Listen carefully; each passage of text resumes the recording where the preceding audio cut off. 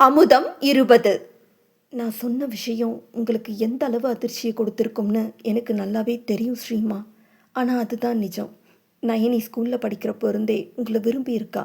ஆனால் அவளோட குடும்ப பின்னணி சூழ்நிலை அவளுக்கு தாழ்வு மனப்பான்மையை கொடுத்துருக்கு.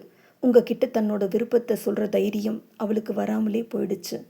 உங்களுக்கு தெரியாது, ஸ்கூலில் எவ்வளவோ பேர் அவகிட்ட எல்லாருக்கும் ஒரு அம்மா ஒரு அப்பா தான் இருப்பாங்க. ஆனால் உனக்கு மட்டும் எப்படி நயனி ஒரு அம்மா ரெண்டு அப்பான்னு கேட்டு கிண்டல் பண்ணியிருக்காங்க.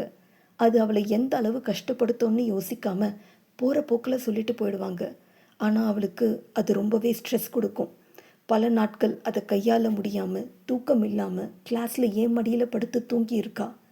அம்மா அப்பா தம்பி தங்கச்சின்னு வெளியில் சொல்லிக்கிட்டாலும் உண்மையில் நயனிக்கு நெருக்கமானவங்கன்னு யாருமே கிடையாது ஸ்ரீமா. அவள் தனியாகவே தன்னைத்தானே செதுக்கிக்கிட்டவ.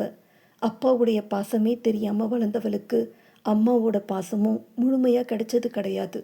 தனக்கு இது வேணும்னு கேட்டு பெற தெரியாது என் நயனிக்கு.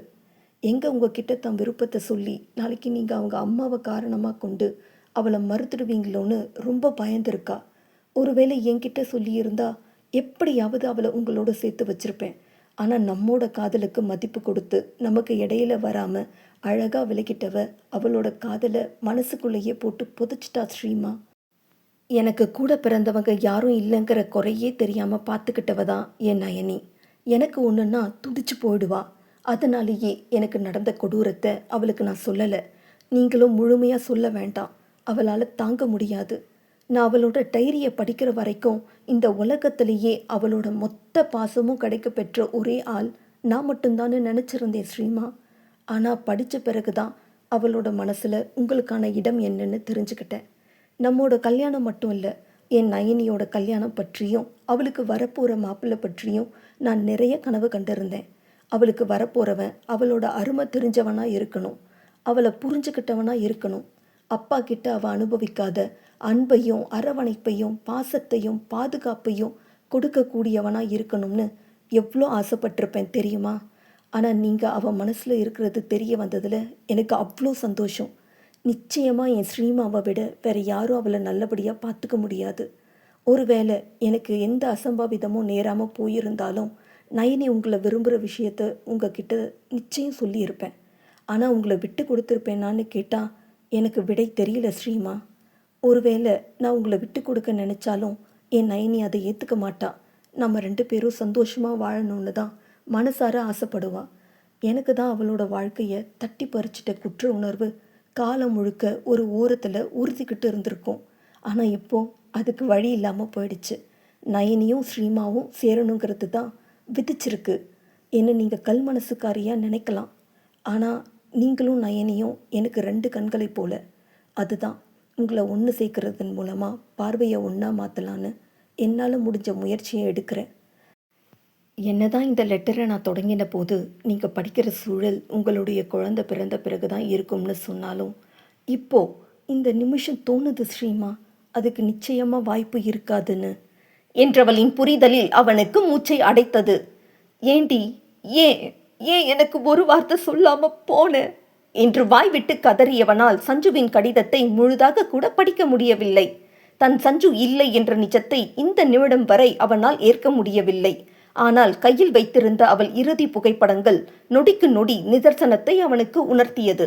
அதை கண்டு மழலையாய் மனம் பிதற்ற ஏதேனும் ஒரு அதிசயம் நிகழ்ந்து அவள் மீண்டு வந்துவிட மாட்டாளா என்ற ஏக்கம் உள்ளுக்குள் கனன்று கொண்டிருந்தது. உண்மையை சொல்லுங்க ஸ்ரீமா, இன்னும் நான் உங்களுக்கு மகளா பிறக்கலை, அது நிஜம்தானே என்று கேட்க கடிதத்தை தன் நெஞ்சோடு பிடித்து கொண்டவனின் இருதய துடிப்பின் வேகம் 2 மடங்காக அதிகரித்திருந்தது. நீங்கள் இன்னும் நயனியோடு சேர்ந்து வாழலை தானே? எனக்கு தெரியும் ஸ்ரீமா. ஆனால் ப்ளீஸ், எனக்காக இல்லாமல் அவளோட காதலுக்காக காத்திருப்புக்காக அவளோடு நீங்கள் சேர்ந்து வாழணும். நான் வேற நயனி வேற இல்லைன்னு உங்ககிட்ட பல முறை சொல்லியிருக்கேன். அது சத்தியமான உண்மை. என்னோட ஸ்ரீமாவுக்கு அன்பை மட்டும்தான் கொடுக்க தெரியும். கண்டிப்பாக நீங்கள் அவளையும் நல்லா பார்த்துப்பீங்கன்ற நம்பிக்கை எனக்கு இருக்குது.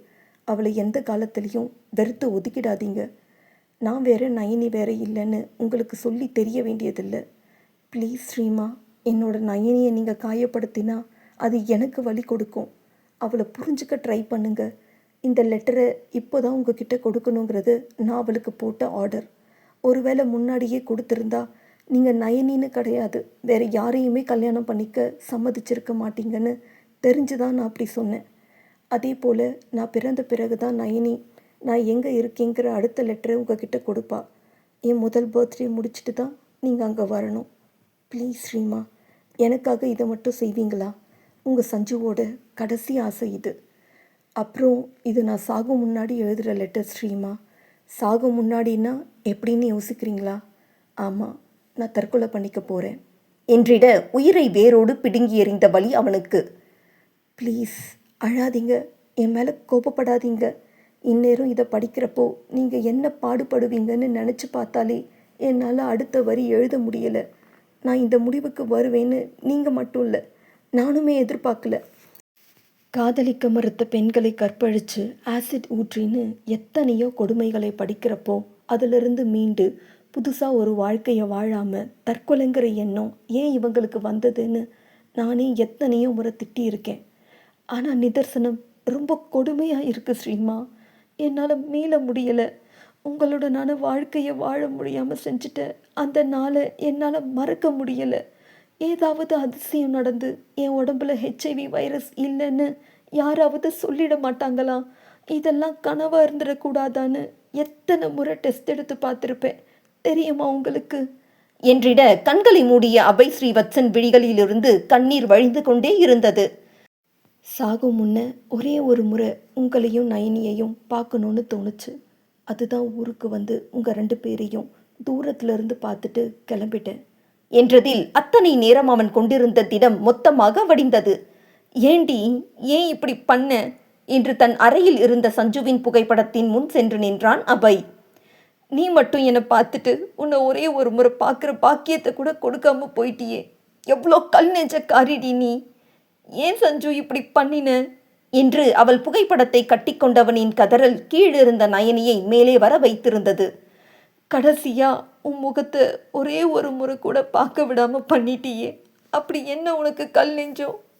நீ இல்லாம நான் மட்டும் எப்படி இருப்பேன்னு நினைச்சு சஞ்சு என்று தலையை பிடித்து கொண்டவனால் நிஜத்தை ஏற்க முடியவில்லை. வெறி பிடித்தவன் போல அறையில் இருந்த பொருட்களை போட்டு உடைத்தவன் மீண்டும் கடிதத்தை எடுத்து எங்காவது மொபைல் நம்பர், அட்ரஸ் கிடைக்குமா என்று தேட, Abhay please control your self என்று நயனிகா அவனை பிடித்து சமாதானப்படுத்த முயன்றாள். ஆனால் அதை ஏற்காதவன், நயனி, சஞ்சு கொடுத்த 3வது லெட்டர் எங்க, என்கிட்ட கொடு என்றான். இல்லை, இப்போ கொடுக்க முடியாது. ஏன் முடியாது? நம்ம குழந்தைக்கு, அதாவது சஞ்சுவுக்கு 1 வருஷமான பிறகு தான் கொடுக்கணும்.